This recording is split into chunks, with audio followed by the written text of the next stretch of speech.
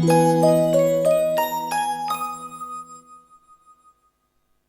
Odyssey is the new Nolan that's out with a big all-star cast in it. And damn. I think it goes without saying at this point that the direction was incredible. And in terms of the sheer grandness and scale, this is exactly what I wanted from a big-budget production of The Odyssey created by someone so seasoned and acclaimed. It's something I've never seen before, while also having seen this story hundreds of times. The IMAX screen had me physically shielding my face through the elements. Ludwig Göransson's score was electric, yet longingly remorseful when it needed to be. Even with all these heavy-hitting factors in play, Nolan's distinct style never gets lost in the sauce. This is Christopher Nolan's infinite money and control Oscar-win follow-up to the confident and stylistic Oppenheimer. A movie I love. That movie, and really all the other films he's done before, have a lot of comparisons that can be made between them. The first 30 minutes of Oppenheimer is pretty fast-paced and throws you into that world, and here is similar. Nolan loves his instinctively primitive themes about the mistakes of men and their consequences. It takes a while in both, but we're shown Odysseus and Oppenheimer's guilt and coming to terms with permanently altering the world for the worse. I actually don't love the editing in either of these films, at least not in the first act when we're getting up to speed. A lot of the time it's just rapid shot, reverse shot, with quick cuts. No interesting camera work that's telling a story, and it makes some conversations feel choppy.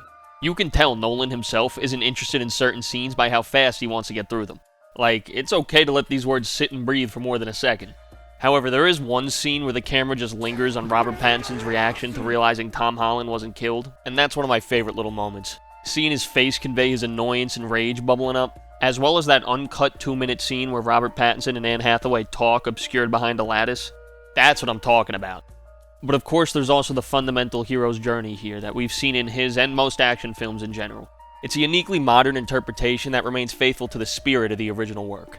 Despite 3,000 years passing since Homer, the basic truth that a society can only function through respect for strangers hasn't changed. I think it's kind of baller that Nolan keeps finding different ways to tell the same story without it getting boring. The mood and themes here are so universally human while also feeling otherworldly. A certain type of people were complaining about the lack of historical accuracy, and I can't stop you from having that opinion, but I go by Zeus's rule of cool, so I couldn't give less of a shit. I just hate the idea that you're gonna grow up as an adult and be like, my favorite movie isn't a movie that inspired a fire in my spirit. My favorite movie was the movie that made the most sense. That's a little bit depressing to me. Are there some distracting things like American accents and the use of modern language? Yeah, but I think those choices are all very deliberate. I see the movie as less of an adaptation and more of a modern retelling of a myth. I think Nolan wants us to treat this more like people we can know today performing a stage play as opposed to watching an historical Greek period piece. He's encouraging us to fill in the gaps with our imagination. And to me, that's a much more unique and interesting take. That, mixed with the score, gave the atmosphere a strange, almost alien vibe, which I loved. The way the trailers prominently featured minor characters led some people to believe that a bunch of big-name actors was going to feel distracting. But I think the cast here is pretty inspired and well utilized. First off, Matt Damon's interpretation of Odysseus is fantastic. Matt Damon. He's probably given my second favorite performance here. He's commanding and guilt-stricken in the way the mythological figure should be. Yet he also feels like he could be one of my friend's dads with the nice house you could have a beer with.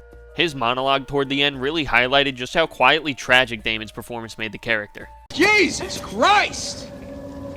I just wanted to go home. Alternatively, you have Anne Hathaway opposite of him, who's doing the most acting with a capital A. She's great. She's more melodramatic and flamboyant. Sometimes it's like she's in a different movie than everyone else around her, especially when sharing scenes with Tom Holland. Everybody here is sort of doing their own thing, and somehow it all comes together in a way I really enjoyed. It can't. But it is.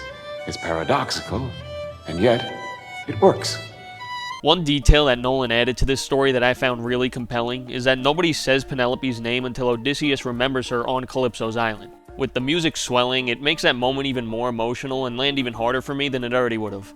Speaking of, Charlize Theron's writing just gives her nothing. I never got the impression that she was deeply in love with Odysseus, especially considering he was her only companion on this island. It doesn't help that she has a serious case of iPhone face. Also, why was she wrapped in a tortilla in her last scene? We are brave. We are strong. We conquered. When Odysseus inevitably leaves the island, she kinda is just like, oh well, and hits him with a light work, no reaction. I know the Odyssey has way too much in it to cover it all, and this movie is already long as shit, but it would have been nice to see her character get fleshed out more.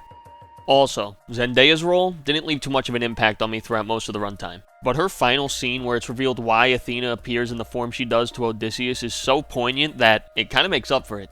Another change I liked from the book is how the presence of other gods is only depicted through forces of nature, and you can really feel how visceral their wrath is without needing to see them directly.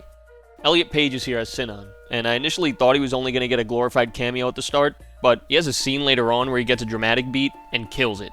Himesh Patela's Eurylochus is really good, and I like the pairing of him and Matt Damon. Even with the little screen time she has, Lupita Nyong'o as Helena Troy just makes sense. She's never been bad in anything. Samantha Morton is tremendous as Cersei, and her sequence went hard. Cersei, be careful, she's... Yeah, I've read the Odyssey. As a John Leguizamo truther, I knew he had the versatility as an actor to be one of the highlights, and he was. Probably third favorite performance for me. But in my opinion, I think Robert Pattinson as Antinous is giving the best performance. He's so good at playing little goblin creeps, just an underhanded coward of a character. My fault, OG. As is tradition, Pattinson is giving him a different slimy voice from his own and being all twitchy. The kid who played the young version of him was perfect casting. I've already overused that somebody get these beggars out of your bit. Travis Scott's small role was fun as hell. I would for sure gather around him to listen to a story. I've been banging my foot on the ground and saying a face, a fleet, a war all week. There's just so many quotable lines in this movie, even from minor background characters. Nolan's trademark non-linear pacing works really well for me here, and makes for a super rewarding rewatch. I think the best way to tell the story is by starting at the end, briefly, then going back to the beginning, then periodically returning to the end, maybe giving different characters perspectives throughout.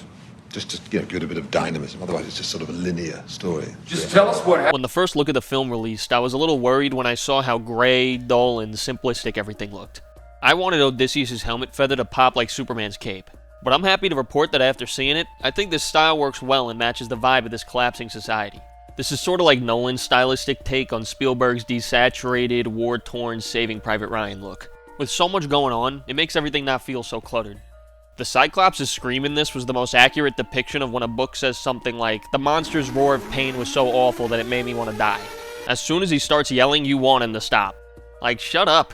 This crooked-ass nose played by the same guy who is Cindy Lou Who's dad in Jim Carrey's The Grinch. For as awesome as the Cyclops scene is, I feel like not including the famous "My name is nobody" bit was a strange change. Like I've said in the past, I don't mind differences from the source material when they service the story that's being told for a new medium. But this is so pivotal because Odysseus' hubris is what gets him cursed by Poseidon by revealing his name as he's sailing away. They kind of half-ass it by having him shoot the Cyclops after they already blinded him, which is way less impactful. It's also just a much less natural way for Odysseus' men to piece together that the Cyclops was the son of Poseidon. They awkwardly assume he is just because they heard him crying his name in pain. Alright, bro. I'm a son of Poseidon, too. Somehow, that's the least believable part of this movie for me. Don't get it twisted, though. It was still a great sequence. However, I think the weakest part of the movie was the six-headed monster and the narrow water paths. Again, you can obviously tell Nolan had zero interest in this concept with it being off-screen as soon as possible. I like that they kept getting sidetracked and going to different mysterious, horrifying islands, and then they all run and scream back to the boat in a Monty Python style. People say Nolan doesn't make jokes in his movies, but that was definitely a running joke. I also like when Odysseus' crew announces the sighting of land, and when the camera shows the island, it's like right in front of their face. Good stuff. At the bare minimum, this is the best directed movie I've seen this year up to now. I was pretty much locked in from the start, to the point where I was hitting one of these at times. For this thing's runtime clocking in at nearly 3 hours, it never feels like it overstays its welcome. This was right up my alley. How could I not love the foundation of the hero's adventure that I've seen so many times and loved so much? So, I'm gonna give the Odyssey a 9 out of 10. Can't wait to see what this Homer guy cooks up next. Odyssey.